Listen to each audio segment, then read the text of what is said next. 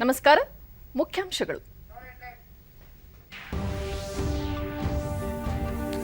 Covid ಸೋಂಕಿತರ ಚಿಕಿತ್ಸೆಗೆ 70,000 ಹಾಸಿಗೆ ಮೀಸಲು. ರೆಮಿಡಿಸಿವಿಯರ್ ಚುಚ್ಚುಮದ್ದು ಕೊರತೆ ಇಲ್ಲ. Doctor CN Ashwathnarayan. ಕಳೆದ ವಾರದಲ್ಲಿ ದೇಶದ 180 ಜಿಲ್ಲೆಗಳಲ್ಲಿ ಕೊರೋನಾ ಹೊಸ ಪ್ರಕರಣ ಪತ್ತೆಯಾಗಿಲ್ಲ. ಈವರೆಗೆ 16,73,00,000 ಫಲಾನುಭವಿಗಳಿಗೆ ಲಸಿಕೆ. ಡಾಕ್ಟರ್ ಹರ್ಷವರ್ಧನ್. ಡಿಆರ್ಡಿಒದಿಂದ ಕೋವಿಡ್ ನಿರೋಧಕ ಔಷಧಿ ಅಭಿವೃದ್ಧಿ. ತುರ್ತು ಬಳಕೆಗೆ ಔಷಧ ನಿಯಂತ್ರಣ ಪ್ರಾಧಿಕಾರ ಸಮ್ಮತಿ. ಹಾಗೂ ಭಾರತ ಐರೋಪ್ಯ ಒಕ್ಕೂಟದ ಶೃಂಗಸಭೆ. ಕೋವಿಡ್ ಸಾಂಕ್ರಾಮಿಕ ತಡೆ ಕುರಿತು ನಾಯಕರ ವಿಸ್ತೃತ ಚರ್ಚೆ. ವಾರ್ತೆಗಳ ವಿವರ. ರಾಜ್ಯಕ್ಕೆ 1,200 ಮೆಟ್ರಿಕ್ ಟನ್ ಆಮ್ಲಜನಕವನ್ನು ಹಂಚಿಕೆ ಮಾಡಬೇಕು ಎಂದು ಸುಪ್ರೀಂ ಕೋರ್ಟ್ ಕೇಂದ್ರ ಸರ್ಕಾರಕ್ಕೆ ಆದೇಶ ನೀಡಿದ ಬೆನ್ನಲ್ಲೇ ಸರ್ಕಾರ ಆಕ್ಸಿಜನ್ ಬೆಡ್ಗಳ ಪ್ರಮಾಣವನ್ನು ಇನ್ನೂ 20,000 ಹೆಚ್ಚಿಸಲು ಮುಂದಾಗಿದೆ ಎಂದು ಕೋವಿಡ್ ಕಾರ್ಯಪಡೆ ಅಧ್ಯಕ್ಷರಾಗಿರುವ ಉಪಮುಖ್ಯಮಂತ್ರಿ ಡಾಕ್ಟರ್ ಸಿಎನ್ ಅಶ್ವತ್ಥನಾರಾಯಣ್ ಹೇಳಿದ್ದಾರೆ. ಬೆಂಗಳೂರಿನಲ್ಲಿಂದು ಅವರು ಒಟ್ಟು 20,000 ಆಕ್ಸಿಜನ್ ಬೆಡ್ಗಳ ಪೈಕಿ ತಕ್ಷಣವೇ 10,000 ಬೆಡ್ ವ್ಯವಸ್ಥೆ ಮಾಡಲಾಗುವುದು. ಇದರೊಂದಿಗೆ ರಾಜ್ಯದಲ್ಲಿ ಉಂಟಾಗಿರುವ ಆಕ್ಸಿಜನ್ ಬೆಡ್ಗಳ ಸಮಸ್ಯೆ ಪರಿಹಾರವಾಗಲಿದೆ ಎಂಬ ವಿಶ್ವಾಸವನ್ನು ವ್ಯಕ್ತಪಡಿಸಿದರು. ಕೋವಿಡ್ ಬರುವ ಮುನ್ನ ರಾಜ್ಯದಲ್ಲಿ ದಿನಕ್ಕೆ 100 ಮೆಟ್ರಿಕ್ ಟನ್ ಆಕ್ಸಿಜನ್ ಮಾತ್ರ ಖರ್ಚಾಗುತ್ತಿತ್ತು. ಆದರೆ ಈಗ ನಿತ್ಯವೂ 950 ಮೆಟ್ರಿಕ್ ಟನ್ ಬೇಕಾಗುತ್ತಿದೆ. ಸದ್ಯಕ್ಕಿರುವ ಆಕ್ಸಿಜನ್ ಬೆಡ್ಗಳಿಗೆ ಸಾಕಾಗುವಷ್ಟು ಆಮ್ಲಜನಕ ನಮ್ಮಲ್ಲಿದೆ. ಆದರೆ ಸೋಂಕಿತರು ಹೆಚ್ಚಾಗುತ್ತಿರುವುದರಿಂದ ಅನಿವಾರ್ಯವಾಗಿ ಬೆಡ್ಗಳನ್ನು ಹೆಚ್ಚಿಸಬೇಕಾಗಿದೆ. ಜೊತೆಗೆ ಹೆಚ್ಚುವರಿ ಆಮ್ಲಜನಕವೂ ಅಗತ್ಯವಿದೆ. ಈ ಕೊರತೆ ನ್ಯಾಯಾಲಯದ ಆದೇಶದಿಂದ ನೀಗಲಿದೆ ಎಂದು ಅವರು ತಿಳಿಸಿದ್ದಾರೆ.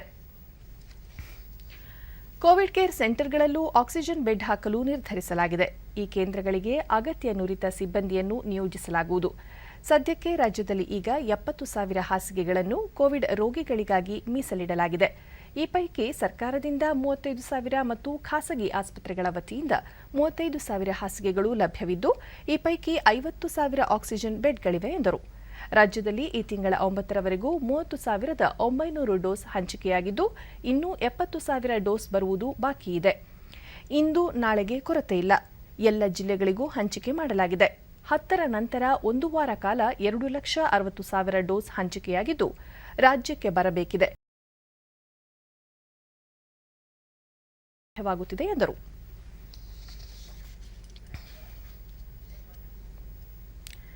ಬೆಂಗಳೂರಿನಲ್ಲಿ ಕೊರೋನಾ ವಾರ್ ರೂಮ್ ಹಾಗೂ ಕಾಲ್ ಸೆಂಟರ್ ನಿರ್ವಹಣೆಯಲ್ಲಿ ಸುಧಾರಣೆ ತರುವ ಉದ್ದೇಶದಿಂದ ವಿವಿಧ ಇಲಾಖೆಗಳ ನಡುವೆ ಸಮನ್ವಯತೆ ಕಾಯ್ದುಕೊಳ್ಳುವ ಸಂಬಂಧ ಅರಣ್ಯ ಮತ್ತು ಕನ್ನಡ ಹಾಗೂ ಸಂಸ್ಕೃತಿ ಇಲಾಖೆ ಸಚಿವ ಅರವಿಂದ ಲಿಂಬಾವಳಿ ಇಂದು ಅಧಿಕಾರಿಗಳ ಸಭೆ ನಡೆಸಿದರು. ಬಿಬಿಎಂಪಿ ಮುಖ್ಯ ಆಯುಕ್ತ ಗೌರವ್ ಗುಪ್ತಾ ಮತ್ತಿತರರು ಉಪಸ್ಥಿತರಿದ್ದರು. ನಂತರ ಸಚಿವ ಅರವಿಂದ ಲಿಂಬಾವಳಿ ವಾರ್ಡ್ ಮಟ್ಟದಲ್ಲಿ ಸಮಿತಿಗಳನ್ನು ರಚನೆ ಮಾಡಿ ಅವುಗಳ ನೇತೃತ್ವದಲ್ಲಿ ಕೊರೋನಾ ನಿಯಂತ್ರಣ ಕ್ರಮಗಳನ್ನು ಕೈಗೊಳ್ಳಲು ನಿರ್ಧರಿಸಲಾಗಿದೆ. ಪ್ರತಿ ವಾರ್ಡ್ನಲ್ಲಿ ಕನಿಷ್ಠ 50 ಜನರಿರುವ ಸಮಿತಿ ರಚನೆ ಮಾಡಲಾಗುವುದು. ಇದರಲ್ಲಿ ವೈದ್ಯರು, ದಾದಿಯರು, ಸ್ವಯಂ ಸೇವಕರು, ಸ್ಥಳೀಯ ನಿವಾಸಿಗಳ ಸಂಘಗಳ ಪದಾಧಿಕಾರಿಗಳು ಇರುತ್ತಾರೆ ಎಂದು ತಿಳಿಸಿದರು. ಸಮಿತಿ ಸದಸ್ಯರು ಸೋಂಕಿತರನ್ನು ಚಿಕಿತ್ಸಾ ನಿರ್ಧಾರ ಕೇಂದ್ರಕ್ಕೆ ಕರೆತಂದು ಅವರ ರೋಗ ಲಕ್ಷಣಗಳಿಗೆ ಅನುಸಾರವಾಗಿ ವರ್ಗೀಕರಣ ಮಾಡಿ ಶುಶ್ರೂಷೆ ಬೇಕಾದವರನ್ನು ಆಸ್ಪತ್ರೆಗೆ, ಸಾಮಾನ್ಯ ಕೋವಿಡ್ ಲಕ್ಷಣ ಇರುವವರಿಗೆ ಕೊರೋನಾ ಕೇರ್ ಸೆಂಟರ್ಗೆ ಮತ್ತು ಸ್ಟೆಬಿಲೈಸೇಷನ್ ಸೆಂಟರ್ಗಳಿಗೆ ದಾಖಲು ಮಾಡಲು ಕ್ರಮ ಕೈಗೊಳ್ಳುತ್ತಾರೆ ಎಂದು ಹೇಳಿದರು. ಕೈಗಾರಿಕಾ ಸಚಿವ ಜಗದೀಶ್ ಶೆಟ್ಟರ್ ಇಂದು ವಿಜಯನಗರದ ಜಿಂದಾಲ್ ಉಕ್ಕು ಕಾರ್ಖಾನೆಗೆ ಭೇಟಿ ನೀಡಿ ವಿವಿಧ ಘಟಕಗಳಲ್ಲಿ ಆಮ್ಲಜನಕ ಉತ್ಪಾದನೆ ಮತ್ತಿತರ ಪ್ರಕ್ರಿಯೆಗಳನ್ನು ಪರಿಶೀಲಿಸಿದರು. ಜಿಲ್ಲಾ ಉಸ್ತುವಾರಿ ಸಚಿವ ಆನಂದ್ ಸಿಂಗ್ ಮತ್ತಿತರರು ಉಪಸ್ಥಿತರಿದ್ದರು.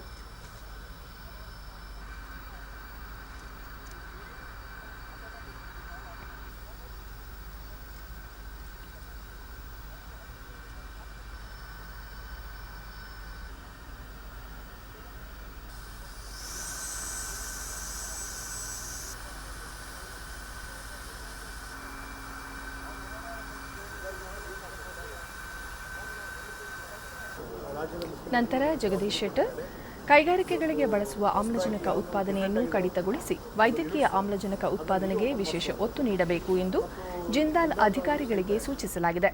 ಜಿಂದಾಲ್ನಿಂದ ನಿನ್ನೆ 650 ಮೆಟ್ರಿಕ್ ಟನ್ ಆಮ್ಲಜನಕವನ್ನು ಪೂರೈಸಲಾಗಿದೆ. ಉತ್ಪಾದನಾ ಪ್ರಮಾಣವನ್ನು 900ರಿಂದ 1,000 ಮೆಟ್ರಿಕ್ ಟನ್ಗಳಿಗೆ ಹೆಚ್ಚಿಸಲು ಸಲಹೆ ಮಾಡಲಾಗಿದೆ ಎಂದರು. ಕೇಂದ್ರ ಸರ್ಕಾರದಿಂದ 1200 ಮೆಟ್ರಿಕ್ ಟನ್ ವೈದ್ಯಕೀಯ ಆಮ್ಲಜನಕ ಹಂಚಿಕೆ ಮಾಡುವ ವಿಚಾರವಾಗಿ ಪ್ರಯತ್ನಗಳು ಮುಂದುವರೆದಿವೆ. ಈ ಪ್ರಮಾಣದಲ್ಲಿ ಆಮ್ಲಜನಕ ಪೂರೈಕೆಯಾದರೆ ಸದ್ಯಕ್ಕೆ ಎದುರಾಗಿರುವ ಕೊರತೆ ನೀಗಿಸಬಹುದಾಗಿದೆ ಎಂದರು. ರಾಜ್ಯದಲ್ಲಿನ ಇತರೆ ಉದ್ದಿಮೆಗಳು ಆಮ್ಲಜನಕ ಉತ್ಪಾದನಾ ಪ್ರಮಾಣವನ್ನು ಹೆಚ್ಚಿಸಬೇಕೆಂದು ಸೂಚಿಸಲಾಗಿದ್ದು, ಸದ್ಯಕ್ಕೆ ಸ್ಥಗಿತಗೊಂಡಿರುವ ಭದ್ರಾವತಿ, ರಾಯಚೂರು, ಕೊಪ್ಪಳದಲ್ಲಿರುವ ಆಮ್ಲಜನಕ ಉತ್ಪಾದನಾ ಘಟಕಗಳನ್ನು ಪುನರಾರಂಭಿಸಲು ನಿರ್ದೇಶನ ನೀಡಲಾಗಿದೆ ಎಂದು ತಿಳಿಸಿದರು. ಮತ್ತು ನಮ್ಮ ರಾಜ್ಯಕ್ಕೆ ಮೇಜರ್ ಆಗಿ ಇಲ್ಲಿಂದಲೇ ಸಪ್ಲೈ ಆಗ್ತಾ ಇದೆ. ಈಗ ನಾನು ಅಂಕಿ ಸಂಖ್ಯೆ ತೆಗೆದುಕೊಂಡ ಪ್ರಕಾರ ನಿನ್ನೆನೇ 650 ಮೆಟ್ರಿಕ್ ಟನ್ನು ಇಲ್ಲಿಂದಲೇ ಇಡೀ ರಾಜ್ಯಕ್ಕೆ ಸಪ್ಲೈ ಆಗಿದೆ. ಆ ಹಿನ್ನೆಲೆಯಲ್ಲಿ ಇವತ್ತು ಮತ್ತೊಂದು ಭಾಳ ಬೇಸಿಕ್ ಇರುವಂಥ ಪ್ರಶ್ನೆ, ನಮಗೆ ಅಲೋಕೇಶನ್, ಕೇಂದ್ರ ಸರ್ಕಾರ ಅಲೋಕೇಶನ್ನು ಜಾಸ್ತಿ ಆಗಬೇಕಂತ ಫೈಟ್ ಮಾಡ್ತಾ ಇದ್ದಾರೆ. ಆ ಹಿನ್ನೆಲೆಯಲ್ಲಿ ಮೊದಲ ಬರೀ ಬಿಗಿನಿಂಗು 300 ಇತ್ತು, ಆಮೇಲೆ 500 ಚಿಲ್ಲರಾಯಿತು, ಆಮೇಲೆ 700 ಆಯಿತು, 1200ವರೆಗೆ ಕೊಡಬೇಕನ್ನುವಂಥದ್ದು ನಮ್ಮ ಬೇಡಿಕೆನೂ ಇತ್ತು. ಪತ್ರ ವ್ಯವಹಾರನೂ ನಾವು ಮಾಡಿದ್ವಿ. ಮತ್ತು ನಾನು PS ಗೋಯಲ್ ಅವರಿಗೆ ಮತ್ತು ಪ್ರಹ್ಲಾದ್ ಜೋಶಿ ಅವರಿಗೂ ಸಹಿತ ನಾನು ಮಾತನಾಡಿದ್ದೆ. ಆ ಹಿನ್ನೆಲೆಯಲ್ಲಿ ಈಗ 1700ವರೆಗೆ ಇವತ್ತು ಮೆಟ್ರಿಕ್ ಟನ್ನಷ್ಟು ಅಲೋಕೇಶನ್ನು ಇವತ್ತು ನಮಗೆ ಆಗ್ತಾ ಇದೆ. ಆ ಹಿನ್ನೆಲೆಯಲ್ಲಿ 1700 ಮೆಟ್ರಿಕ್ ಟನ್ ನಮಗೆ ಅಲೋಕೇಶನ್ ಆಗಿ ಅದು ಸಪ್ಲೈ ಚಾಲು ಆಗ್ತದೆ. ಒಂದು ಕಂಫರ್ಟಬಲ್ ಕೊರೋನಾ ತಡೆಗಟ್ಟಲು ರಾಜ್ಯದಲ್ಲಿ ಲಭ್ಯವಿರುವ ಕೋವಿಶೀಲ್ಡ್ ಲಸಿಕೆಯಲ್ಲಿ 70% ಎರಡನೇ ಡೋಸ್ ಲಸಿಕೆ ಬಾಕಿ ಇರುವ 45 ವರ್ಷ ಮೇಲ್ಪಟ್ಟವರಿಗೆ ಆದ್ಯತೆ ಮೇರೆಗೆ ನೀಡಲಾಗುವುದು ಎಂದು ಆರೋಗ್ಯ ಮತ್ತು ವೈದ್ಯಕೀಯ ಶಿಕ್ಷಣ ಸಚಿವ ಡಾ ಕೆ ಸುಧಾಕರ್ ತಿಳಿಸಿದ್ದಾರೆ. ಕೇಂದ್ರ ಸರ್ಕಾರದ ನಿರ್ದೇಶನದಂತೆ ಈ ಕ್ರಮ ಕೈಗೊಳ್ಳಲಾಗಿದೆ. ಬಾಕಿ ಇರುವ 30% ಕೋವಿಶೀಲ್ಡ್ ಲಸಿಕೆಯನ್ನು 45 ವರ್ಷ ಮೇಲ್ಪಟ್ಟವರಿಗೆ 1ನೇ ಡೋಸ್ ನೀಡಲು ಬಳಸಲಾಗುವುದು ಎಂದು ಟ್ವೀಟ್ ಮಾಡಿದ್ದಾರೆ. ಕೋವ್ಯಾಕ್ಸಿನ್ ಲಸಿಕೆಯನ್ನು 2ನೇ ಡೋಸ್ ಬಾಕಿ ಇರುವ 45 ವರ್ಷ ಮೇಲ್ಪಟ್ಟವರಿಗೆ ಮಾತ್ರ ನೀಡಲಾಗುವುದು. ವ್ಯಾಕ್ಸಿನ್ ಲಸಿಕೆ ಕಡಿಮೆ ಪ್ರಮಾಣದಲ್ಲಿ ಸರಬರಾಜಾಗಿರುವುದರಿಂದ ಈ ಕ್ರಮ ಕೈಗೊಳ್ಳಲಾಗಿದೆ ಎಂದು ತಿಳಿಸಿದ್ದಾರೆ. ಕಳೆದ 7 ದಿನಗಳಲ್ಲಿ ದೇಶದ 180 ಜಿಲ್ಲೆಗಳಲ್ಲಿ ಒಂದೇ ಒಂದು ಕೊರೋನಾ ಸಾಂಕ್ರಾಮಿಕ ಪ್ರಕರಣ ವರದಿಯಾಗಿಲ್ಲ ಎಂದು ಕೇಂದ್ರ ಆರೋಗ್ಯ ಮತ್ತು ಕುಟುಂಬ ಕಲ್ಯಾಣ ಸಚಿವ ಡಾ ಹರ್ಷವರ್ಧನ್ ಹೇಳಿದ್ದಾರೆ. 0.39% ರೋಗಿಗಳು ಮಾತ್ರ ವೆಂಟಿಲೇಟರ್ ನೆರವಿನಿಂದ ಚಿಕಿತ್ಸೆ ಪಡೆಯುತ್ತಿದ್ದಾರೆ. 3.70% ಮಂದಿ ಸೋಂಕಿತರು ಆಮ್ಲಜನಕ ಬೆಂಬಲಿತ ಹಾಸಿಗೆಗಳಲ್ಲಿ ಚಿಕಿತ್ಸೆ ಹೊಂದುತ್ತಿದ್ದಾರೆ ಎಂದು ಸಚಿವರು ಅಂಕಿಅಂಶ ನೀಡಿದ್ದಾರೆ. ಆರೋಗ್ಯ ಸಚಿವರು ಕೋವಿಡ್-19 ಕುರಿತ ಸಚಿವರ ಗುಂಪಿನ 25ನೇ ಉನ್ನತ ಮಟ್ಟದ ಸಭೆ ಅಧ್ಯಕ್ಷತೆ ವಹಿಸಿದ್ದರು. ಸಭೆಯಲ್ಲಿ ಹೆಚ್ಚುವರಿ ಆಮ್ಲಜನಕದ ಲಭ್ಯತೆ, ಚಿಕಿತ್ಸೆ, ರೋಗ ನಿರ್ಣಯ ಹಾಗೂ ವೈದ್ಯಕೀಯ ಸಲಕರಣೆಗಳ ಸಮರ್ಪಕ ಲಭ್ಯತೆಯನ್ನು ಖಾತರಿಪಡಿಸಿಕೊಳ್ಳಲು ಕೈಗೊಂಡಿರುವ ಕ್ರಮಗಳನ್ನು ಪರಾಮರ್ಶಿಸಲಾಯಿತು. ವಿದೇಶಾಂಗ ವ್ಯವಹಾರಗಳ ಸಚಿವ ಡಾ ಎಸ್ ಜೈಶಂಕರ್, ನಾಗರಿಕ ವಿಮಾನಯಾನ ಸಚಿವ ಹರ್ದೀಪ್ ಸಿಂಗ್ ಪುರಿ, ರಾಸಾಯನಿಕ ಮತ್ತು ರಸಗೊಬ್ಬರಗಳ ರಾಜ್ಯ ಸಚಿವ ಮನ್ಸುಖ್ ಮಾಂಡವೀಯ, ಗೃಹ ವ್ಯವಹಾರಗಳ ರಾಜ್ಯ ಸಚಿವ ನಿತ್ಯಾನಂದ ರೈ ಹಾಗೂ ಉನ್ನತ ಅಧಿಕಾರಿಗಳು ಭಾಗವಹಿಸಿದ್ದರು. ಡಾ ಹರ್ಷವರ್ಧನ್ ಮಾತನಾಡಿ, ದೇಶದಲ್ಲಿ ಈವರೆಗೆ 16,73,00,000 ಮಂದಿಗೆ ಕೋವಿಡ್ ಲಸಿಕೆ ನೀಡಲಾಗಿದೆ. ಮೊದಲ ಡೋಸ್ ಹಾಗೂ 2ನೇ ಡೋಸ್ ನಡುವಿನ ಅಂತರದ ಬಗ್ಗೆ ಸಚಿವರು ಕಳವಳ ವ್ಯಕ್ತಪಡಿಸಿದರು. ಕೇಂದ್ರ ಸರ್ಕಾರ ರಾಜ್ಯಗಳೊಂದಿಗೆ ತೀವ್ರವಾಗಿ ಕಾರ್ಯನಿರ್ವಹಿಸುತ್ತಿದ್ದು, 2ನೇ ಡೋಸ್ ಲಸಿಕೆ ಪಡೆದುಕೊಳ್ಳಲು ಜನರನ್ನು ಪ್ರೇರೇಪಿಸಲು ಪ್ರಯತ್ನಿಸುತ್ತಿದೆ ಎಂದು ಸಚಿವ ಡಾ ಹರ್ಷವರ್ಧನ್ ಹೇಳಿದರು. ಕೊರೋನಾ ನಿಯಂತ್ರಣಕ್ಕೆ ವೈದ್ಯಕೀಯ ಸಹಕಾರವನ್ನು ಮತ್ತಷ್ಟು ಹೆಚ್ಚಿಸುವ ಸಲುವಾಗಿ ಆಯುಷ್ ಮಾನವ ಸಂಪನ್ಮೂಲ ಬಳಸಿಕೊಳ್ಳಲು ಕೇಂದ್ರ ಸರ್ಕಾರ ಮುಂದಾಗಿದೆ. ಕೊರೋನಾ ಕ್ಲಿನಿಕಲ್ ನಿರ್ವಹಣೆಗಾಗಿ ತರಬೇತಿ ಪಡೆದ ಆಯುಷ್ ಮಾನವ ಸಂಪನ್ಮೂಲ ಬಳಸಿಕೊಳ್ಳುವಂತೆ ಕೇಂದ್ರ ಸರ್ಕಾರ ಸಲಹೆ ಮಾಡಿದೆ. ಇದರಿಂದ ಸುಮಾರು 8 ಲಕ್ಷ ವೃತ್ತಿಪರರು ಕೊರೋನಾ ನಿರ್ವಹಣೆಗೆ ಲಭ್ಯವಾಗಲಿದ್ದಾರೆ ಎಂದು ಆಯುಷ್ ಸಚಿವಾಲಯ ತಿಳಿಸಿದೆ. ಆಯುಷ್ ಆಸ್ಪತ್ರೆಗಳನ್ನು ಕೊರೋನಾ ಚಿಕಿತ್ಸೆಗೆ ಬಳಸಿಕೊಳ್ಳಲು ಮುಂದಾಗುವ ರಾಜ್ಯ ಸರ್ಕಾರ ಮತ್ತು ಕೇಂದ್ರಾಡಳಿತ ಪ್ರದೇಶಗಳಿಗೆ ಆಯುಷ್ ಸಚಿವಾಲಯ ಬೆಂಬಲ ನೀಡಲಿದೆ. ದೇಶದಲ್ಲಿ 750 ಆಯುಷ್ ಆಸ್ಪತ್ರೆಗಳ 50,000 ಆಸ್ಪತ್ರೆಗಳು ಮತ್ತು 86 ಕ್ಲಿನಿಕಲ್ ಸೌಲಭ್ಯಗಳು ಕೋವಿಡ್ ನಿರ್ವಹಣೆಗೆ ಲಭ್ಯವಾಗಲಿದೆ ಎಂದು ಸಚಿವಾಲಯ ಹೇಳಿದೆ. ಕೇಂದ್ರದ ಮನವಿಗೆ ಸ್ಪಂದಿಸಿ ಕನಿಷ್ಠ 100 ದಿನ ಕೊರೋನಾ ನಿರ್ವಹಣೆ ಕರ್ತವ್ಯ ಪೂರ್ಣಗೊಳಿಸಿದವರಿಗೆ ಕೇಂದ್ರ ಸರ್ಕಾರದಿಂದ ಪ್ರಧಾನಮಂತ್ರಿಗಳ ವಿಶಿಷ್ಟ ಕೋವಿಡ್-19 ರಾಷ್ಟ್ರೀಯ ಸೇವಾ ಪುರಸ್ಕಾರ ನೀಡಲಾಗುವುದು ಎಂದು ಸಚಿವಾಲಯ ತಿಳಿಸಿದೆ. ರಕ್ಷಣಾ ಸಂಶೋಧನೆ ಮತ್ತು ಅಭಿವೃದ್ಧಿ ಸಂಸ್ಥೆ ಡಿಆರ್ಡಿಒ ಅಭಿವೃದ್ಧಿಪಡಿಸಿರುವ ಕೋವಿಡ್ ನಿರೋಧಕ ಔಷಧಿಯ ತುರ್ತು ಬಳಕೆಗೆ ಭಾರತೀಯ ಔಷಧ ನಿಯಂತ್ರಣ ಪ್ರಾಧಿಕಾರ ಒಪ್ಪಿಗೆ ನೀಡಿದೆ. ಡಿಆರ್ಡಿಒ ಅಂಗಸಂಸ್ಥೆ ಇನ್ಸ್ಟಿಟ್ಯೂಟ್ ಆಫ್ ನ್ಯೂಕ್ಲಿಯರ್ ಮೆಡಿಸಿನ್ ಹಾಗೂ ಅಲೈಡ್ ಸೈನ್ಸಸ್ ಕೋವಿಡ್ ನಿರೋಧಕ ಔಷಧಿಯನ್ನು ಅಭಿವೃದ್ಧಿಪಡಿಸಿದೆ. ಹೈದರಾಬಾದ್ನ ಡಾಕ್ಟರ್ ರೆಡ್ಡಿಸ್ ಲ್ಯಾಬೊರೇಟರೀಸ್ ಸಹಯೋಗದೊಂದಿಗೆ ನಡೆಸಿದ 3 ಹಂತಗಳ ಕ್ಲಿನಿಕಲ್ ಪ್ರಯೋಗದಲ್ಲಿ ಆಸ್ಪತ್ರೆಗೆ ದಾಖಲಾದ ಕೋವಿಡ್ ಸೋಂಕಿತರನ್ನು ತ್ವರಿತವಾಗಿ ಚೇತರಿಸಿಕೊಳ್ಳಲು ಪೂರಕ ಆಮ್ಲಜನಕ ಅವಲಂಬನೆಯನ್ನು ತಗ್ಗಿಸಲಿದೆ ಎಂಬುದನ್ನು ತೋರಿಸಿದೆ. ಈ ಔಷಧಿಯಿಂದ ಚಿಕಿತ್ಸೆ ಪಡೆದ ಹೆಚ್ಚಿನ ಕೋವಿಡ್ ರೋಗಿಗಳಿಗೆ ನಡೆಸಿದ ಆರ್ಟಿಪಿಸಿಆರ್ ಪರೀಕ್ಷೆಗಳಲ್ಲಿ ನೆಗೆಟಿವ್ ವರದಿ ಬಂದಿದೆ ಎಂದು ಹೇಳಿಕೆಯಲ್ಲಿ ತಿಳಿಸಿದೆ. 65 ವರ್ಷಕ್ಕಿಂತ ಹೆಚ್ಚು ವಯಸ್ಸಿನ ರೋಗಿಗಳಲ್ಲಿ ಔಷಧಿ ಪರಿಣಾಮಕಾರಿ ಎಂಬುದು ಕಂಡುಬಂದಿದೆ. ತೀವ್ರವಾದ ಕೋವಿಡ್ ರೋಗಿಗಳಿಗೆ ಮಧ್ಯಮ ಪ್ರಮಾಣದಲ್ಲಿ ಸಹಾಯಕ ಚಿಕಿತ್ಸೆಯಾಗಿ ಈ ಔಷಧಿ ತುರ್ತು ಬಳಕೆಗೆ ಡಿಜಿಸಿಐ ಅನುಮತಿ ನೀಡಿದೆ. ಜೆನೆರಿಕ್ ಅಣು ಹಾಗೂ ಗ್ಲೂಕೋಸ್ನ ಅನಲಾಗ್ ಆಗಿರುವುದರಿಂದ ಔಷಧಿಯನ್ನು ಸುಲಭವಾಗಿ ಉತ್ಪಾದಿಸಬಹುದು ಹಾಗೂ ದೇಶದಲ್ಲಿ ಸಾಕಷ್ಟು ಲಭ್ಯವಾಗಬಹುದು. ಔಷಧಿ ಪುಡಿ ರೂಪದಲ್ಲಿ ಸ್ಯಾಚೆಟ್ನಲ್ಲಿರಲಿದ್ದು ನೀರಿನಲ್ಲಿ ಕರಗಿಸಿ ಮೌಖಿಕವಾಗಿ ತೆಗೆದುಕೊಳ್ಳಲಾಗುತ್ತದೆ. ಇದು ವೈರಸ್ ಸೋಂಕಿತ ಕೋಶಗಳಲ್ಲಿ ಸಂಗ್ರಹಗೊಂಡು ವೈರಲ್ ಸಂಶ್ಲೇಷಣೆ ಶಕ್ತಿಯ ಬೆಳವಣಿಗೆ ನಿಲ್ಲಿಸುವ ಮೂಲಕ ವೈರಸ್ ಬೆಳವಣಿಗೆಯನ್ನು ತಡೆಯುತ್ತದೆ. ಐರೋಪ್ಯ ಒಕ್ಕೂಟದ ಕೌನ್ಸಿಲ್ ಸಭೆ ವರ್ಚುವಲ್ ಮೂಲಕ ನಡೆಯುತ್ತಿದ್ದು, ಪ್ರಧಾನಿ ನರೇಂದ್ರ ಮೋದಿ ವಿಶೇಷ ಆಹ್ವಾನಿತರಾಗಿ ಪಾಲ್ಗೊಂಡಿದ್ದಾರೆ. ಭಾರತ ಐರೋಪ್ಯ ಒಕ್ಕೂಟ ನಾಯಕರ ಸಭೆಯನ್ನು ಪೋರ್ಚುಗಲ್ ಪ್ರಧಾನಮಂತ್ರಿ ಆಂಟೋನಿಯೋ ಕೋಸ್ಟಾ ಆಯೋಜಿಸಿದ್ದು, ಸಭೆ ಪ್ರಗತಿಯಲ್ಲಿದೆ. ಐರೋಪ್ಯ ಒಕ್ಕೂಟ ಮಂಡಳಿಯ ಅಧ್ಯಕ್ಷತೆಯನ್ನು ಪೋರ್ಚುಗಲ್ ವಹಿಸಿಕೊಂಡಿದೆ. ಐರೋಪ್ಯ ಒಕ್ಕೂಟದ ಎಲ್ಲ 27 ಸದಸ್ಯ ರಾಷ್ಟ್ರಗಳ ಮುಖ್ಯಸ್ಥರು ಅಥವಾ ಸರ್ಕಾರದ ಪ್ರತಿನಿಧಿಗಳೊಂದಿಗೆ ಸಭೆಯಲ್ಲಿ ಪಾಲ್ಗೊಂಡಿದ್ದಾರೆ. ಕಳೆದ ಮಾರ್ಚ್ವರೆಗೆ ಅಮೆರಿಕ ಅಧ್ಯಕ್ಷತೆ ವಹಿಸಿದ್ದಾಗ EU+27 ಮಾದರಿಯಲ್ಲಿ ಒಮ್ಮೆ ಮಾತ್ರ ಸಭೆ ನಡೆದಿತ್ತು. ಸಭೆಯಲ್ಲಿ ನಾಯಕರು ಕೋವಿಡ್-19 ಸಾಂಕ್ರಾಮಿಕ ಸ್ಥಿತಿಗತಿ ಹಾಗೂ ಆರೋಗ್ಯ ರಕ್ಷಣೆಯ ಸಹಕಾರ, ಸುಸ್ಥಿರ ಮತ್ತು ಸಮಗ್ರ ಪ್ರಗತಿ, ಭಾರತ ಐರೋಪ್ಯ ಒಕ್ಕೂಟದ ಸಹಭಾಗಿತ್ವ ಬಲವರ್ಧನೆ ಸೇರಿದಂತೆ ಪರಸ್ಪರ ಹಿತಾಸಕ್ತಿಯ ಹಲವು ಪ್ರಾದೇಶಿಕ ಮತ್ತು ಜಾಗತಿಕ ವಿಷಯಗಳ ಕುರಿತಂತೆ ಚರ್ಚೆ ನಡೆಯುತ್ತಿದೆ. ಭಾರತ ಐರೋಪ್ಯ ಒಕ್ಕೂಟದ ನಾಯಕರ ಈ ಸಭೆ ಐರೋಪ್ಯ ಒಕ್ಕೂಟದ ಸದಸ್ಯ ರಾಷ್ಟ್ರಗಳ ನಡುವಿನ ಸಮಾಲೋಚನೆಗೆ ಒಂದು ಅಭೂತಪೂರ್ವ ರಾಜಕೀಯವಾಗಿ ಅತ್ಯಂತ ಮಹತ್ವದ ಮೈಲಿಗಲ್ಲಾಗಲಿದೆ. 2020 ಜುಲೈನಲ್ಲಿ ನಡೆದ 15ನೇ ಭಾರತ ಐರೋಪ್ಯ ಒಕ್ಕೂಟದ ಶೃಂಗಸಭೆಯ ನಂತರ ಸಂಬಂಧ ವೃದ್ಧಿಯ ವೇಗಕ್ಕೆ ಇದು ಸಾಕ್ಷಿಯಾಗಲಿದೆ ಎಂದು ವಿಶ್ಲೇಷಿಸಲಾಗಿದೆ. ಬೀದರ್ ಜಿಲ್ಲೆಯಲ್ಲಿ ಕೋವಿಡ್ ರೋಗಿಗಳ ಸಮಸ್ಯೆ ಆಲಿಸಿ ಸಂಪೂರ್ಣ ನಿಯಂತ್ರಣ ಹಾಗೂ ನಿರ್ವಹಣೆಗಾಗಿ ಜಿಲ್ಲಾಡಳಿತದಿಂದ ಪ್ರತ್ಯೇಕ ಕೋವಿಡ್ ವಾರ್ ರೂಮ್ ರಚಿಸಲಾಗಿದ್ದು, ಅದು ದಿನದ 24 ಗಂಟೆಯೂ ಕಾರ್ಯನಿರ್ವಹಿಸಲಿದೆ. ಕೋವಿಡ್ ವಾರ್ ರೂಮ್ನಲ್ಲಿ ಕೆಲಸ ನಿರ್ವಹಿಸಲು ಪ್ರತ್ಯೇಕ ಸಿಬ್ಬಂದಿ ನೇಮಿಸಲಾಗಿದ್ದು, ಅವರು ಅವರಿಗೆ ಆಕ್ಸಿಜನ್, ಬೆಡ್ ಮತ್ತಿತರ ನೆರವು ಬೇಕಿದ್ದಲ್ಲಿ ಅದನ್ನು ನಿವಾರಿಸಲಿದ್ದಾರೆ. ಜೊತೆಗೆ ಜಿಲ್ಲೆಯ ಎಲ್ಲಾ ಸರ್ಕಾರಿ ಹಾಗೂ ಖಾಸಗಿ ಆಸ್ಪತ್ರೆಗಳು ಪ್ರತಿನಿತ್ಯ ಸೋಂಕಿತರ ಹಾಗೂ ಅವರ ಮಾಹಿತಿಯನ್ನು ವಾರ್ ರೂಮ್ಗೆ ರವಾನಿಸಲಿದ್ದು, ಜಿಲ್ಲಾಡಳಿತ ಅದರ ಪರಿಶೀಲನೆ ನಡೆಸಲಿದೆ. ಸಾರ್ವಜನಿಕರಿಗಾಗಿ ಪ್ರತ್ಯೇಕ ಸಹಾಯವಾಣಿ ರಚಿಸಿದ್ದು, ಜನರು ಆ ಸಹಾಯವಾಣಿಗೆ ಕರೆ ಮಾಡಿ ಕೊರೋನಾ ಸೋಂಕಿತರ ಸಮಸ್ಯೆ ತಿಳಿಸಬಹುದು.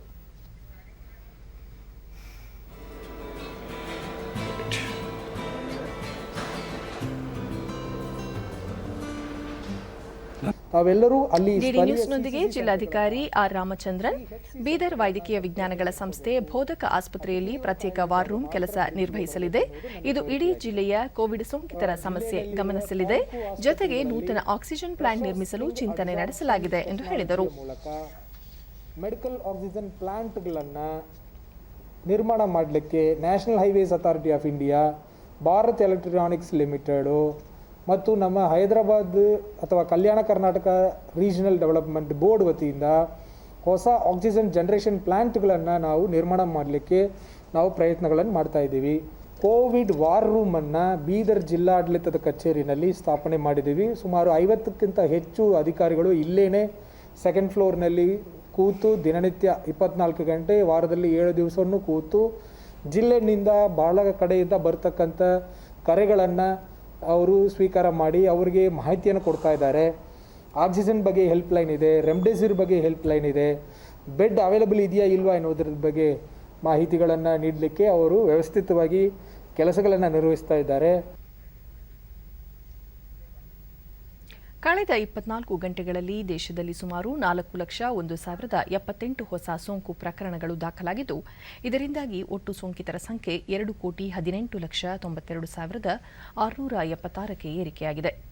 3,18,609 ಮಂದಿ ಆಸ್ಪತ್ರೆಗಳಿಂದ ಹೊಸದಾಗಿ ಬಿಡುಗಡೆಯಾಗಿದ್ದಾರೆ. ಇದರೊಂದಿಗೆ ಒಟ್ಟಾರೆ 1,79,30,960 ಮಂದಿ ಗುಣಮುಖರಾಗಿದ್ದಾರೆ. ಚೇತರಿಕೆಯ ಪ್ರಮಾಣ 81.90% ಕುಸಿದಿದೆ. ಒಟ್ಟು 37,23,446 ಸಕ್ರಿಯ ಪ್ರಕರಣಗಳಿವೆ. ಈ ಪ್ರಮಾಣ ಶೇಕಡ 17.01ರಷ್ಟಿದೆ. ಈವರೆಗೆ 2,38,270 ಮಂದಿ ಮೃತಪಟ್ಟಿದ್ದು ಶೇಕಡ 1.09ರಷ್ಟಿದೆ ಎಂದು ಆರೋಗ್ಯ ಸಚಿವಾಲಯ ತಿಳಿಸಿದೆ. ಈವರೆಗೆ 16,73,46,544 ಮಂದಿಗೆ ಕೋವಿಡ್-19 ಲಸಿಕೆ ನೀಡಲಾಗಿದೆ. ನಿನ್ನೆ ಒಂದೇ ದಿನ 22,97,257 ಮಂದಿಗೆ ಲಸಿಕೆ ನೀಡಲಾಗಿದೆ.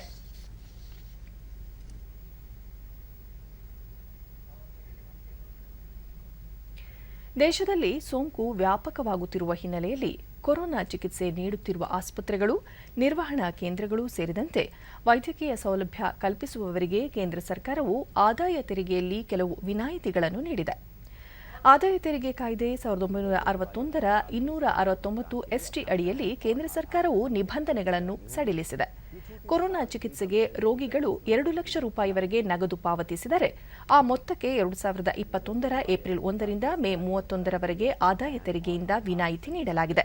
ಇದಕ್ಕೆ ನಗದು ಪಾವತಿಸುವವರು ತಮ್ಮ ಆಧಾರ್ ಕಾರ್ಡ್ ಮತ್ತು ಪ್ಯಾನ್ ಕಾರ್ಡ್ ನೀಡಬೇಕಾಗಿದೆ.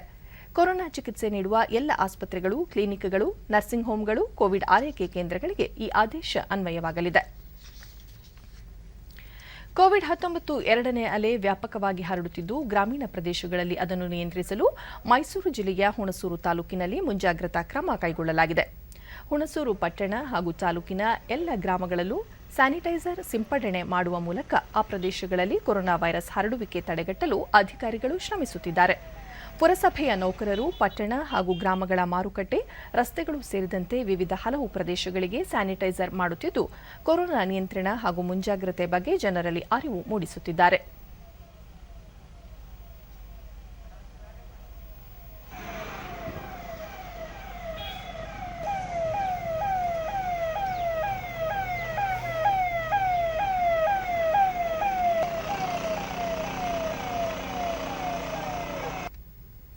ಡಿಡಿ ನ್ಯೂಸ್ನೊಂದಿಗೆ ತಾಲೂಕು ಕೋವಿಡ್ ನಿರ್ವಹಣಾಧಿಕಾರಿ ಯೂನಿಸ್, ಕೋವಿಡ್ ಮೊದಲ ಅಲೆಗಿಂತ ಎರಡನೇ ಅಲೆ ಹೆಚ್ಚು ಅಪಾಯಕಾರಿಯಾಗಿದ್ದು, ಮುಂಜಾಗ್ರತಾ ಕ್ರಮಗಳಿಗೆ ಒತ್ತು ನೀಡಲಾಗಿದೆ ಎಂದು ಹೇಳಿದರು. ನಾವು ವಾರ್ಡ್ ನಂಬರ್ 31ರಲ್ಲಿ ನಾವು ಎಲ್ಲ ಪೂರ್ತಿ ಶಬೀರ್ ನಗರ ಮತ್ತೆ ಎಲ್ಲ ಸೇರಿದಂತೆ ಎಲ್ಲ ಜನರಿಗೆ ಸೌಲಭ್ಯ ಮಾಡೋದಕ್ಕೋಸ್ಕರ ನಾವು ಸ್ಯಾನಿಟೈಸರ್ ಮಾಡಿಸ್ತಾ ಇದ್ದೀವಿ. ರಾಜ್ಯ ಸರ್ಕಾರದ ನೆರವಿನಿಂದ ಚಾಮರಾಜನಗರ ಜಿಲ್ಲಾಸ್ಪತ್ರೆಯಲ್ಲಿ 6 KL ಸಾಮರ್ಥ್ಯದ ಲಿಕ್ವಿಡ್ ಮೆಡಿಕಲ್ ಆಕ್ಸಿಜನ್ ಪ್ಲಾಂಟ್ ಸ್ಥಾಪಿಸಲಾಗಿದೆ. ಇದು ಇಲ್ಲಿನ ರೋಗಿಗಳಿಗೆ ವರದಾನವಾಗಿ ಪರಿಣಮಿಸಿದೆ. ಜಿಲ್ಲಾಸ್ಪತ್ರೆಯಲ್ಲಿ ಲಿಕ್ವಿಡ್ ಮೆಡಿಕಲ್ ಆಕ್ಸಿಜನ್ ಪ್ಲಾಂಟ್ ತೆರೆದಿರುವುದರಿಂದ ಕೋವಿಡ್ ಸೋಂಕಿತರಿಗೆ ಆಕ್ಸಿಜನ್ ಸಮಸ್ಯೆ ಕೊಂಚ ನಿವಾರಣೆಯಾಗಿದ್ದು, ಮುಂದಿನ ದಿನಗಳಲ್ಲಿ ಮೈಸೂರಿನಿಂದ ಜಂಬೋ ಸಿಲಿಂಡರ್ ತರಿಸಿಕೊಳ್ಳುವ ಅಗತ್ಯವಿಲ್ಲ. ರೋಗಿಗಳು ಆಕ್ಸಿಜನ್ ಕೊರತೆಯಿಂದ ತೊಂದರೆ ಅನುಭವಿಸುವುದು ಸಹ ತಪ್ಪಿದಂತಾಗಿದ್ದು, ಭಯಪಡುವ ಅಗತ್ಯವಿಲ್ಲ ಎನ್ನುತ್ತಾರೆ ಜಿಲ್ಲಾ ವೈದ್ಯಾಧಿಕಾರಿಗಳು.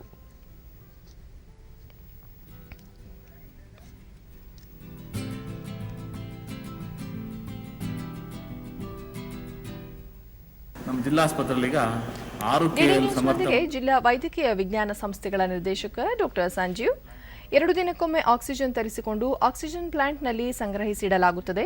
ಇದರಿಂದ ಸೋಂಕಿತರಿಗೆ ಅನುಕೂಲವಾಗುತ್ತಿದೆ.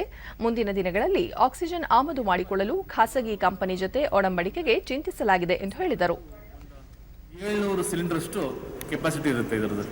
ಅಂದರೆ ಈಗ ನಾವು ಪ್ರತಿ 100 ಸಿಲಿಂಡರ್ಗೆ ಒಂದ್ಸತಿ ಮೈಸೂರಿಗೆ ಕಳಿಸಿ ತುಂಬಿಸೋ ಅಂತ ಪ್ರತಿಕ್ರಿಯೆ ಕಮ್ಮಿ ಮಾಡಿ ಒಂದು 700 ಸಿಲಿಂಡರ್ ಅಷ್ಟು ಸಾಮರ್ಥ್ಯ ಹೊಂದಿರುತ್ತೆ ಇದು.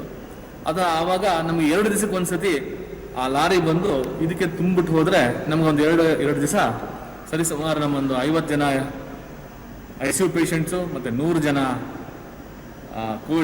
ಕೋವಿಡ್ ಪೇಷಂಟ್ಸು 150 ಬೆಡ್ಗೆ ಆಕ್ಸಿಜನ್ ಏನಿದೆಯೋ ಅಲ್ಲಿ ಕೊಟ್ಕೊಂಡು ಅದು ಸಮೇತ ನಮ್ಮ ಎಮರ್ಜೆನ್ಸಿ ವಾರ್ಡು ಮತ್ತು ನಮ್ಮ NICU ಮತ್ತು ನಮ್ಮ ಆಸ್ಪತ್ರೆ ಬೇರೆ ನಾನ್ ಕೋವಿಡ್ ಕೆಲಸಕ್ಕೂ ಇದು ಅನುಕೂಲ ಆಗುತ್ತೆ. ಜಿಲ್ಲಾ ಆರೋಗ್ಯ ಮತ್ತು ಕುಟುಂಬ ಕಲ್ಯಾಣಾಧಿಕಾರಿ ಡಾಕ್ಟರ್ MC ರವಿ, ಕೋವಿಡ್ ಸೋಂಕಿತರಿಗೆ ಆಕ್ಸಿಜನ್ ನಿವಾರಣೆಗೆ ಇದು ಸಹಕಾರಿಯಾಗಿದ್ದು, ಆಕ್ಸಿಜನ್ ಸಮಸ್ಯೆ ಸಂಪೂರ್ಣ ನಿವಾರಣೆಯಾಗುವ ಸಾಧ್ಯತೆ ಇದೆ ಎಂದು. ಪ್ಲಾಂಟ್ ಪ್ರಾರಂಭ ಆಗಿರೋದ್ರಿಂದ ಅದು ಸ್ವಲ್ಪ ಕೊರತೆ ನಮಗೆ ನೀಗಿದೆ ಅಂತ ಹೇಳ್ಬೋದು. 300 ರಿಂದ 350 ಜಂಬೋ ಸಿಲಿಂಡರ್ಸ್ ಈಗ ರೋಗಿಗಳಿಗೆ ಬೇಕಾಗ್ತಾ ಇದೆ. ಈಗ ಹೆಚ್ಚಿನ ರೋಗಿಗಳ ಒತ್ತಡ ಇರೋದ್ರಿಂದ ಇನ್ನೂ ಹೆಚ್ಚು ಮುಂದೆ ಪ್ರಮಾಣದಲ್ಲಿ ಬೇಕಾಗ್ತಕ್ಕಂಥ ಸಾಧ್ಯತೆಗಳಿದೆ. ಈಗ ನಮಗೇನು ಲಿಕ್ವಿಡ್ ಮೆಡಿಕಲ್ ಆಕ್ಸಿಜನ್ ಪ್ಲಾಂಟ್ ಜಿಲ್ಲಾಸ್ಪತ್ರೆಯಲ್ಲಿ ಪ್ರಾರಂಭ ಆಯಿತು. ಅದು ಪ್ರಾರಂಭ ಆಗೋಂಥ ಮುಂಚೆ ನಮಗೆ 300 ರಿಂದ 350 ಸಿಲಿಂಡ್ರು ಜಂಬೋ ಸಿಲಿಂಡರ್ಸ್ನ ಪ್ರತಿನಿತ್ಯ ನಾವು ತುಂಬಿಸ್ಕೊಂಡು ಮೈಸೂರಿಂದ ನಗರಕ್ಕೆ ತರಬೇಕಾಗಿತ್ತು. ಸೊ ಅದು ಏನಾಗ್ತಾ ಇತ್ತು ಅಂತಂದರೆ ಪ್ರತಿ ಒಂದು ಸಲ 100 ಸಿಲಿಂಡ್ರು 50 ಸಿಲಿಂಡ್ರು 60 ಸಿಲಿಂಡ್ರನ್ನ ತೊಗೊಂಡು ಯಾವಾಗ ಎಷ್ಟೆಷ್ಟು ತುಂಬಿಸ್ತಾ ಇತ್ತು ಅಷ್ಟನ್ನು ತರಲಿಕ್ಕೆ ನಮಗೆ ಸಮಯ ವ್ಯರ್ಥ ಆಗ್ತಾಯಿತ್ತು. ಪ್ರತಿನಿತ್ಯ ಏನಾದ್ರು ಅದಕ್ಕೋಸ್ಕರ ಒಂದು ವಾಹನ ವಿಶೇಷವಾಗಿ ಅದನ್ನೇ ಪ್ರತಿನಿತ್ಯ 3-4 ಟ್ರಿಪ್ ಮಾಡಿ ಪ್ರತಿನಿತ್ಯ ತರ್ತಾ ಇತ್ತು. ಈಗ LMO ಪ್ಲ್ಯಾಂಟ್ ಪ್ರಾರಂಭ ಆಗಿರೋದ್ರಿಂದ ನಮಗೆ ಆ ಒಂದು ಪ್ರತಿನಿತ್ಯ ಓಡಾಡ್ತಕ್ಕಂಥ ಒಂದು ಏನು ಕೆಲಸ ಇತ್ತು ಅದು ಸ್ವಲ್ಪ ಇವಾಗ ಅವಾಯ್ಡ್ ಆಗಿದೆ ಅಂತಲೇ ಹೇಳಿ. ಕೊರೋನಾ ಸಂದಿಗ್ಧ ಸಮಯದಲ್ಲಿಯೂ ಗ್ರಾಮೀಣಾಭಿವೃದ್ಧಿ ಹಾಗೂ ಪಂಚಾಯತ್ ರಾಜ್ ಇಲಾಖೆಯ ದುಡಿಯೋಣ ಬಾ ಅಭಿಯಾನ ವಿಜಯಪುರ ಜಿಲ್ಲೆ ಕೂಲಿ ಕಾರ್ಮಿಕರಿಗೆ ಆಸರೆಯಾಗಿದೆ. ಬೇಸಿಗೆ ಅವಧಿಯಲ್ಲಿ ಗ್ರಾಮೀಣ ಭಾಗದ ಜನರಿಗೆ ಯಾವುದೇ ಕೆಲಸ ದೊರೆಯದೇ ಇರುವ ಕಾರಣ ಅವರಿಗೆ ನಿರಂತರ ಉದ್ಯೋಗ ನೀಡಿ ಸ್ವಾವಲಂಬಿಗಳಾಗಿ ಬದುಕಲು ಈ ಅಭಿಯಾನ ಸಹಕಾರಿಯಾಗಿದೆ.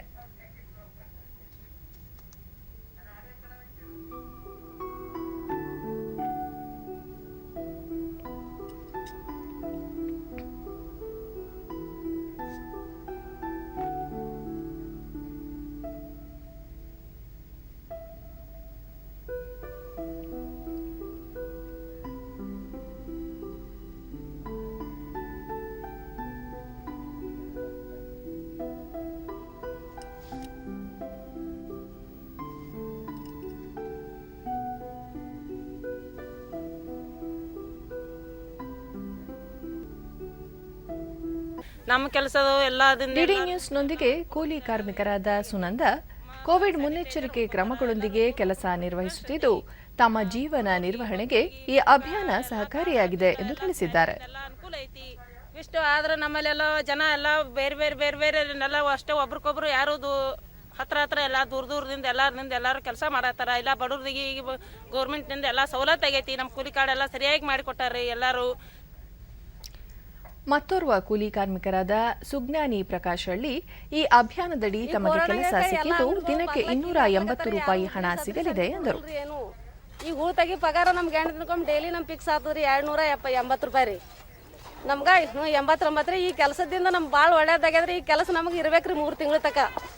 ಒಂದು ವರ್ಷದಲ್ಲಿ ನಾವು ಜಿಲ್ಲಾ ಪಂಚಾಯಿತಿ ಮುಖ್ಯ ಕಾರ್ಯನಿರ್ವಹಣಾಧಿಕಾರಿ ಗೋವಿಂದ ರೆಡ್ಡಿ ಜಿಲ್ಲೆಯಲ್ಲಿ 21,000 ಕೂಲಿ ಕಾರ್ಮಿಕರು ಹೂಳು ಎತ್ತುವುದು, ಬದು ನಿರ್ಮಾಣ, ಕೃಷಿ ಹೊಂಡಗಳ ನಿರ್ಮಾಣ ಕಾರ್ಯದಲ್ಲಿ ತೊಡಗಿಸಿಕೊಂಡಿದ್ದಾರೆ ಎಂದು ಮಾಹಿತಿ ನೀಡಿದ್ದಾರೆ. ಗುರಿ ಇದೆ. ಪ್ರತಿ ವರ್ಷ ಮೇ ತಿಂಗಳಲ್ಲಿ ಸ್ವಲ್ಪ ಜಾಸ್ತಿ ಕೆಲಸ ಆಗ್ತಾವ. ಸೊ ಬದು ನಿರ್ಮಾಣ, ಕೃಷಿ ಹೊಂಡ, ಹೂಳು ಎತ್ತೋದು ಮಳೆಗಾಲಕ್ಕಿಂತ ಪೂರ್ವದಲ್ಲಿ ಮೇದಲ್ಲಿ ಜಾಸ್ತಿ ಕೆಲಸ ಆಗ್ತಾವ. ಹೀಗಾಗಿ ಮೇದಲ್ಲಿ ನಾವು ಅತಿ ಹೆಚ್ಚಿನ ಗುರಿಯನ್ನು ನಾವು ಇಟ್ಕೊಂಡಿದ್ದೀವಿ. ಪ್ರಸ್ತುತ ನಮ್ಮ ಜಿಲ್ಲೆಯಲ್ಲಿ 21,000 ಕೂಲಿ ಕಾರ್ಮಿಕರು ಉದ್ಯೋಗ ಖಾತ್ರಿ ಯೋಜನೆಯಲ್ಲಿ ಕೆಲಸವನ್ನು ಮಾಡ್ತಾ ಇದ್ದಾರೆ. ಸೊ ಪ್ರತಿಯೊಂದು ಪಂಚಾಯಿತಿಯಲ್ಲಿ ಎವರೇಜ್ 100 ಜನ ನಮ್ಮಲ್ಲಿ ಕೆಲಸಗಳನ್ನು ಮಾಡ್ತಾ ಇದ್ದಾರೆ. ಸೊ ಮುಖ್ಯವಾಗಿ ನಾವು ಕೂಲಿ ಕಾರ್ಮಿಕರಿಗೆ ಅನುಕೂಲವಾಗುವಂಥ ಕೆಲಸಗಳಾದ ಹೂಳೆತ್ತುವುದು, ಬದು ನಿರ್ಮಾಣ ಮತ್ತು ಕೃಷಿ ಹೊಂಡ ಈ ಕಾಮಗಾರಿಗಳನ್ನು ನಾವು ಕೈಗೆತ್ತಿಕೊಂಡಿದ್ದೇವೆ. ತಾಂತ್ರಿಕ ಸಹಾಯಕ ಅಧಿಕಾರಿ ಚನ್ನಬಸವಣ್ಣ ಚನಗೊಂಡ ನರೇಗಾ ಯೋಜನೆಯಡಿ ಹೂಳೆತ್ತುವ ಕಾಮಗಾರಿ ಕೈಗೊಂಡಿದ್ದು ಇದರಿಂದ ಈ ಭಾಗದ ಕೂಲಿ ಕಾರ್ಮಿಕರಿಗೆ ಅನುಕೂಲವಾಗಿದೆ ಎಂದರು. ಗ್ರಾಮದಲ್ಲಿರೋ ಎಲ್ಲ ಕೂಲಿ ಕಾರ್ಮಿಕರಿಗೆ, ನಾಗರಿಕರಿಗೆ ಎಲ್ಲರಿಗೂ ಒಳ್ಳೆ ರೀತಿಯಾಗಂಗೆ ಎಲ್ಲರಿಗೂ ಒಂದೊಂದು ಬಿಟ್ಟು ಹೂಳು ತೆಗೆಯೋ ಕಾಮಗಾರಿಯನ್ನು ಕೊಟ್ಟಿದ್ದಾರೆ. ಕೆರೆ ಉಳುತ್ತದಂದ್ರೆ ಇದು ಲಾಕ್ಡೌನ್ ಟೈಮ್ನಲ್ಲಿ, ಲಾಕ್ಡೌನ್ ಆದ ಸಮಯದಲ್ಲಿ ಯಾರಿಗೆ ಕಾರ್ಮಿಕರಿಗೆ ಕೆಲಸ ಇರ್ತಿದ್ದಿಲ್ಲ. ನಮ್ಮ ನರೇಗಾ ಯೋಜನೆಯಲ್ಲಿ ಅವ್ರಿಗೆ ಏನು ಮಾಡಿಬಿಟ್ಟು ಒಂದೊಂದು ಕೆಲಸವನ್ನು ವಹಿಸಿಬಿಟ್ಟು ಅವರಿಗೆ ಎಲ್ಲರಿಗೂ ಉಪಯೋಗ ಆಗಲಿ ಅಂತ ಇದು ಕೆಲಸವನ್ನು ಕೊಟ್ಟಿದ್ದಾರೆ ಅವರಿಗೆ. ತಾಲೂಕು ಪಂಚಾಯಿತಿ ಸಮನ್ವಯ ಅಧಿಕಾರಿ ಪರಶುರಾಮ ಶಹಾಪುರ ಲಾಕ್ಡೌನ್ ಸಂದರ್ಭದಲ್ಲಿಯೂ ಪ್ರತಿಯೊಬ್ಬ ಕೂಲಿ ಕಾರ್ಮಿಕರಿಗೆ ಬೆಳಗ್ಗೆ 8 ರಿಂದ ಅಪರಾಹ್ನ 1 ಗಂಟೆಯವರೆಗೆ ಕೆಲಸ ನೀಡಲಾಗಿದೆ ಎಂದು ಹೇಳಿದ್ದಾರೆ. ಕೆಲಸ ಒಂದು ಕೊನೆಯಲ್ಲಿ 2 ಜನಕ್ಕೆ ಇದು ಮಾಡಿಕೊಂಡು ಕೆಲಸ ಕೊಡ್ತಾ ಇದ್ದೇವೆ. ಇಲ್ಲಿ ನಾಕ್ರಾನ್ ಗ್ರಾಮ ಪಂಚಾಯತಿ ಎಲ್ಲ ಕೂಲಿಕಾರರಿಗೆ ಈ ಕೆರೆ ಹೂಳೆತ್ತೋದಾಗಲಿ, ಬದು ನಿರ್ಮಾಣ, ಕೃಷಿ ಹೊಂಡದಿಂದ ಅವರಿಗೆ ಚಲೋ ಅನುಕೂಲ ಕೆಲಸ ಚಲೋ ಆಗಿದೆ.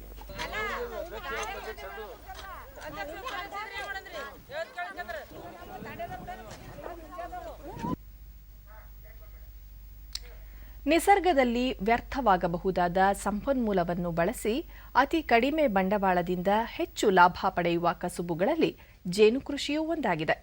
ವಿಜಯಪುರ ಜಿಲ್ಲೆಯ ಮನಗುಳಿ ಗ್ರಾಮದ ರೈತ ಅಶೋಕ ಹಾವನ್ನವರ್ ಅವರು ಜೇನು ಕೃಷಿಯನ್ನು ಆರಂಭಿಸಿ ಯಶಸ್ವಿಯಾಗಿದ್ದು ಜಿಲ್ಲೆಯ ಇತರೆ ರೈತರಿಗೆ ಮಾದರಿಯಾಗಿದ್ದಾರೆ. ಈ ಕುರಿತು ಒಂದು ವರದಿ. ವಿಜಯಪುರದ ಬಸವನ ಬಾಗೇವಾಡಿ ತಾಲೂಕು ಮನಗೋಳಿ ಗ್ರಾಮದ ಅಶೋಕ್ ಸ್ನಾತಕೋತ್ತರ ಪದವೀಧರರಾಗಿದ್ದರೂ ಕುಟುಂಬ ನಿರ್ವಹಣೆಗಾಗಿ ಜೇನು ಸಾಕಾಣಿಕೆಯತ್ತ ಆಸಕ್ತಿ ಬೆಳೆಸಿಕೊಂಡು ಸ್ಥಳೀಯ ಸಂಸ್ಥೆಯೊಂದರಲ್ಲಿ ಜೇನು ಸಾಕಾಣಿಕೆ ತರಬೇತಿ ಪಡೆದರು. ಸ್ವಂತ ಜಮೀನು ಇಲ್ಲದ ಕಾರಣ ಗ್ರಾಮಸ್ಥರ ಮನವೊಲಿಸಿ ಅವರ ಜಮೀನುಗಳಲ್ಲಿನ ನೀರು, ನೆರಳು ಆಧರಿಸಿ ಜೇನು ಪೆಟ್ಟಿಗೆ ಇಟ್ಟು ಜೇನು ಸಾಕಾಣಿಕೆ ಆರಂಭಿಸಿದರು. ಆರಂಭದಲ್ಲಿ ಕೇವಲ 5 ಜೇನು ಪೆಟ್ಟಿಗೆ ಮೂಲಕ ಜೇನು ಕೃಷಿ ಆರಂಭಿಸಿದ ಅಶೋಕ್ ನಂತರ ಬ್ಯಾಂಕ್ನಿಂದ ಸಾಲ ಪಡೆದು 50 ಜೇನು ಪೆಟ್ಟಿಗೆ ನಿರ್ಮಿಸಿ ತಮ್ಮ ಕಾಯಕವನ್ನು ವಿಸ್ತರಿಸಿದರು. ಈ ಜೇನುತುಪ್ಪಕ್ಕೆ ದಿನೇ ದಿನೇ ಬೇಡಿಕೆ ಹೆಚ್ಚುತ್ತಿದ್ದು ಅಶೋಕ್ ಜೇನು ಕೃಷಿಯ ಮೂಲಕ ಲಾಭ ಗಳಿಸುತ್ತಿದ್ದಾರೆ. ರಾಷ್ಟ್ರೀಯ ಹೆದ್ದಾರಿಯಲ್ಲಿ ಸಣ್ಣದೊಂದು ಮಳಿಗೆ ಪ್ರಾರಂಭಿಸಿ ಸಗಟು ರೂಪದಲ್ಲಿ ಗ್ರಾಹಕರಿಗೆ ಮಾರಾಟ ಮಾಡುತ್ತಿದ್ದಾರೆ. ಆಸಕ್ತ ರೈತರಿಗೂ ಜೇನು ಕೃಷಿಯ ಬಗ್ಗೆ ತರಬೇತಿ ನೀಡಿ ಅವರ ಯಶಸ್ಸಿಗೂ ಕಾರಣರಾಗಿದ್ದಾರೆ. ಡಿಡಿ ನ್ಯೂಸ್ನೊಂದಿಗೆ ಅಶೋಕ್ ಹಾವನ್ನವರ. ಕಳೆದ 10 ವರ್ಷದಿಂದ ಈ ಕೃಷಿಯಲ್ಲಿ ತೊಡಗಿದ್ದೇನೆ. ಜೇನು ಕೃಷಿಯ ಮೂಲಕ ಉತ್ತಮ ಆದಾಯ ಗಳಿಸುತ್ತಿದ್ದು ಕುಟುಂಬ ನಿರ್ವಹಣೆಗೆ ಸಹಕಾರಿಯಾಗಿದೆ ಎಂದರು. ಒಂದು 100 ಪೆಟ್ಟಿಗೆ ತೊಗೋಬೇಕಂತ ವಿಚಾರ ಮಾಡಿದೆ. ಒಂದು 100 ಪೆಟ್ಟಿಗೆ ಅಂದ್ರೆ ಅವಾಗ ಸಣ್ಣ ಕೈಗಾರಿಕೆ ಮತ್ತು ವಾಣಿಜ್ಯ ಇಲಾಖೆ ಒಳಗಿತ್ತು ಇದು ಜೇನು ಕೃಷಿ ವಿಭಾಗ.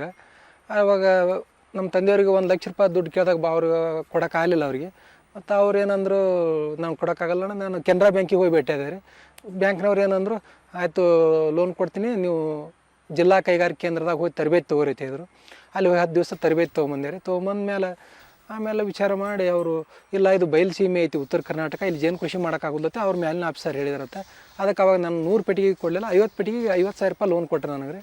ಆ 50,000 ರೂಪಾಯಿ ತೊಗೊಂಡು 50 ಜೇನು ಗೂಡುಗಳನ್ನು ತೊಗೊಂಡು ಜೇನು ಕೃಷಿ ಆರಾಮ ಮಾಡಿದ್ದಾರೆ. ನಾನು ಜೇನು ಕೃಷಿ ಆರಾಮ ಮಾಡಿ ಕರೆ ಹೆಚ್ಚು ಕಡಿಮೆ ಒಂದೇ ವರ್ಷನಾಗ ಎಲ್ಲ ಸಾಲ ಮುಟ್ಟಿಸಿದೆ ನಾನು. ಅಂದ್ರೆ ಅಷ್ಟೊಂದು ನನ್ನ ಮಾಹಿತಿನೂ ಬಂದಿತ್ತು. ಆ ಜೇನುತುಪ್ಪ ಬಂದಂಗೆ ನಾವೇ ಫಸ್ಟಿಗೆಲ್ಲ ಹೋಲ್ಸೇಲ್ದಾಗ ಬೇರೆ ಕಡೆ ಕೊಡ್ತಿದ್ದೇವೆ ನಾವು ರೀ. ಆಮೇಲೆ ನಾವು ರೋಡ್ ಸೈಡ್ ಒಂದು ಸರ್ತಿ ಜೇನು ಪೆಟ್ಟಿಗೆ ಇಟ್ಟಾಗ ಹೋಗೋರು ಬರೋರು ಕೇಳಾಕತ್ರು, ಇದು ಏನಿದು ಜೇನು ಪೆಟ್ಟಿಗೆ, ಜೇನುತುಪ್ಪ ಸಿಗ್ತೈತೇನೋ ನೋಡ.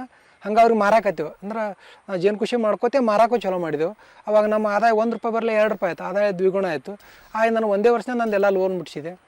ಆಮೇಲೆ ಅದರಿಂದ ಹಂಗೆ ಅಭಿವೃದ್ಧಿ ಹಾಕೋತ 2000 ಇಸ್ವಿಯಿಂದ ಬೆಳ್ಕೋತ ಬಂದು ಭಾಳಷ್ಟೆಲ್ಲ ಇವತ್ತಿನ ಎಲ್ಲ ಏನಿರುವಂಥ ಎಲ್ಲ ಪ್ರತಿಯೊಂದು ನಾನು ಜೇನು ಕೃಷಿಯಿಂದ ಬಂದಿದ್ದೈತಿ. ಸ್ಥಳೀಯರಾದ ಅನಿಲ್ ಕುಮಾರ್, ಅಶೋಕ್ ಅವರು ಮಾರಾಟ ಮಾಡುವ ಜೇನುತುಪ್ಪ ಸವಿಯಲು ತುಂಬಾ ರುಚಿಕರವಾಗಿದ್ದು ಆರೋಗ್ಯಕ್ಕೆ ಒಳಿತು ಎಂದರು. ಜೇನುತುಪ್ಪ ತಿನ್ನೋದ್ರಿಂದ ಚೆನ್ನಾಗಿರುತ್ತೆ. 10-15 ವರ್ಷದಿಂದ ನಾವು ತೊಗೊಳ್ತಾ ಇರ್ತೀವಿ. ತೊಗೊಂಡು ತಿಂತಾ ಇದ್ದರೆ ಮಕ್ಕಳಿಗೆ ಚೆನ್ನಾಗತ್ತೆ ಮತ್ತು ಬುದ್ಧಿ ಪ್ರಮಾಣ ಜಾಸ್ತಿ ಆಗುತ್ತೆ. ಮತ್ತು ಯಾರೇ ಇದು ಹೊಟ್ಟೆ ಬಂದಿದ್ದರೆ ಕರಗಿ ಹೋಗುತ್ತೆ. ಮತ್ತು ಯಾವುದೇ ಥರ ಕೆಮಿಕಲ್ಸ್ ಇರಲ್ಲ. ತಿಂದರೆ ವಯಸ್ಸಾದವ್ರಿಗೆ ಮತ್ತು ಮೆಡಿಕಲ್ಸ್ಗೆ ಎಲ್ಲದಕ್ಕೂ ಯೂಸ್ ಮಾಡ್ತಾರೆ. ಚೆನ್ನಾಗತ್ತೆ ಎಲ್ಲರಿಗೆ. ನಾವು ಭಾಳ ದಿವಸದಿಂದ ತಿಂತಾ ಇರ್ತೀವಿ, ಮಕ್ಕಳಿಗೆ ಹಾಕ್ತೀವಿ, ಮನೆಯಲ್ಲಿ ಎಲ್ಲ ಫ್ಯಾಮ್ಲಿಯರಿಗೆ. ಮತ್ತು ಬ್ರೆಡ್ಡಲ್ಲಿ ತಿನ್ಬೋದು, ಚಪಾತಿಯಲ್ಲಿ ತಿಂತಾ ಇರ್ಬೋದು. ಎಲ್ಲರೂ ತಿಂತಾ ಇದ್ದರೆ ಚೆನ್ನಾಗತ್ತೆ. ಇದರಲ್ಲಿ ಏನು ಪ್ರಾಬ್ಲಮ್ ಇರಲ್ಲ, ಏನಿರಲ್ಲ, ಚೆನ್ನಾಗತ್ತೆ. ಮಹದೇವ ಕ್ಯಾತನ್ನವರ್ ಜೇನು ಕೃಷಿಯಿಂದ ಉತ್ತಮ ಆದಾಯ ದೊರೆಯುತ್ತಿದೆ ಎಂದು ತಿಳಿಸಿದರು. ಸರ ನಾವಿಲ್ಲಿ ತೋಟಕ್ಕೆ ಬರ್ಲಾಯ್ತು ರೀ 10-15 ವರ್ಷ ಆಯ್ತು ಸರ. ಅವ್ರು ಅವಾಗೇ ಜೇನು ಪೆಟ್ಟಿಗೆ ಇಟ್ಟಾರಿ. ಅವಾಗ ಹಿಡಿದು ನಾವು ಬಂದು ಅವೆಲ್ಲ ಸಾಮಾನು ಆ ಕಾಡಿದು ಒರೆಸೋದು, ಇದು ಮಾಡೋದು, ಅವು ಹುಳ ಬರ್ತಾವೇನಿಲ್ಲ ನೋಡೋದ್ರಿ. ಒಳಗೆ ಒಂದು ಹಸಿರು ಗುಬ್ಬಿ ಬರ್ತಾವೆ ರೀ, ಹಿಡಿಲಾಕ್ರಿ ಕಾಯ್ಕೋತ ಹಂಗೆ ರೋಡ್ ಇರ್ತಿರ್ತಾರೆ ಸರ್. ಅದಕ್ಕೆ ಅವು ಜೇನು ಮಾಡ್ತಾರೆ ಸರಿಯಾಗಿ ಅವರು. ಮತ್ತು ರೋಡ್ ದಂಡಿಗೆ ವ್ಯಾಪಾರಸ್ಥರ ಅನುಕೂಲ ಎಲ್ಲ ಮಾಡ್ತಾರೆ ಏನು ರೀ. ಅವಾಗ ನಾವು 100 ರೂಪಾಯಿ ಕಿಲೋ ಇದ್ದಾಗ ಅವಾಗೇನಿದ್ರೆ ಇಲ್ಲೇ ಬಂದೀನಿ ಸರ್. ಅದು ಅರ್ಧ ಕಿಲೋಕ್ಕೆ 50 ರೂಪಾಯಿ ಆಯ್ತು ರೀ ಸರ್. 5 ಕಿಲೋಕ್ಕೆ 25 ರೂಪಾಯಿ ಆಯ್ತು ರೀ. ಹಿಂಗೆಲ್ಲ ನಾನೇ ಮಾರೀನಿ ಸರ್. ಅವಾಗ ರೀ ಅವರು ಬಿಟ್ಬಿಟ್ಟು ಊರಿಗೆ ಮಾಲಕರು ರೀ ಅವಾಗೆಲ್ಲ ಮಾರಿ ಕೊಟ್ಟೀನಿ ಸರ್. ವ್ಯವಸ್ಥೆ ಚಲೋ ಇಟ್ಟಾರೆ ಅವ್ರು ಏನು ರೀ. ಅದ್ರ ಬಗ್ಗೆ ಎಲ್ಲ ಮಾಹಿತಿ ನಮ್ಮ ಮಾಲಕರಿಗೆ ರೀ. ನಾವು ಇಲ್ಲಿ ಬರಾಕತ್ತಿ ಭಾಳ ನಾತಿದ್ರು ಪೆಟ್ಟಿಗೆ ಬಲ್ಲ ಸರ್. ಕೊನೆಯಲ್ಲಿ ಮತ್ತೊಮ್ಮೆ ಮುಖ್ಯಾಂಶಗಳು.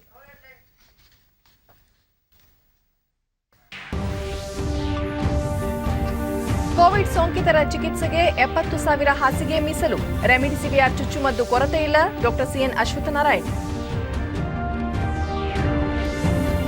ಕಳೆದ ವಾರದಲ್ಲಿ ದೇಶದ 180 ಜಿಲ್ಲೆಗಳಲ್ಲಿ ಕೊರೋನಾ ಹೊಸ ಪ್ರಕರಣ ಪತ್ತೆಯಾಗಿಲ್ಲ. ಈವರೆಗೆ 16,73,00,000 ಫಲಾನುಭವಿಗಳಿಗೆ ಲಸಿಕೆ. ಡಾಕ್ಟರ್ ಹರ್ಷವರ್ಧನ್. ಡಿಆರ್ಡಿಒದಿಂದ ಕೋವಿಡ್ ನಿರೋಧಕ ಔಷಧಿ ಅಭಿವೃದ್ಧಿ. ತುರ್ತು ಬಳಕೆಗೆ ಔಷಧ ನಿಯಂತ್ರಣ ಪ್ರಾಧಿಕಾರ ಸಮ್ಮತಿ. ಹಾಗೂ ಭಾರತ ಐರೋಪ್ಯ ಒಕ್ಕೂಟದ ಶೃಂಗಸಭೆ. ಕೋವಿಡ್ ಸಾಂಕ್ರಾಮಿಕ ತಡೆ ಕುರಿತು ನಾಯಕರ ವಿಸ್ತೃತ ಚರ್ಚೆ.